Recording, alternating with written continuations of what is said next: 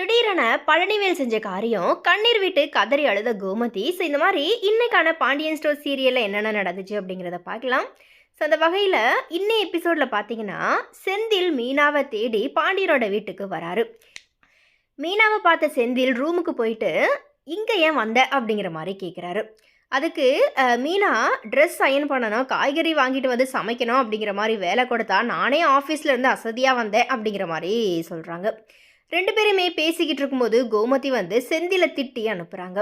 அதுக்கப்புறமா செந்தில் தன்னுடைய அண்ணன், தம்பி, மாமா இந்த மாதிரி தன்னுடைய வீட்டுக்கு கூட்டிகிட்டு போயிட்டு ஜாலியாக பேசிக்கிட்டு இருக்கிறாரு.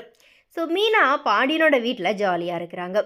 இப்போது பாண்டியன் ஸ்டோர் சீரியல்லேருந்து ஒரு ப்ரோமோ வந்துட்டு ஒன்று ஷேர் பண்ணியிருக்கிறாங்க. அதில் சுகன்யாவோட அம்மா வீட்டிலேருந்து வந்து அவங்களுக்கு சீர் பண்ணுறாங்க. அதை பார்த்து ராஜி வருத்தப்பட கோமதியும் வருத்தப்படுறாங்க. அதை பார்த்த கோமதியோட தம்பி பழனிவேல் வெத்திலைப்பாக்கு, பழங்கள், ஃப்ரூட்ஸ், ட்ரெஸ்ஸு எல்லாமே வச்சு கோமதிக்கு சீர் கொடுக்க கோமதி பார்த்திங்கன்னா ஆனந்த கண்ணீரில் பழனிவேலை வந்துட்டு கட்டி அணைக்கிறாங்க. ஸோ இது மாதிரி ரொம்பவே எமோஷனலான ஒரு ப்ரோமோ பார்த்திங்கன்னா விஜய் டிவிலேருந்து ஷேர் பண்ணியிருக்கிறாங்க. ஸோ இனி இது குறித்து உங்களுடைய கருத்துக்கள் என்ன அப்படிங்கிறத மறக்காம கமெண்ட்டில் ஷேர் பண்ணுங்கள்.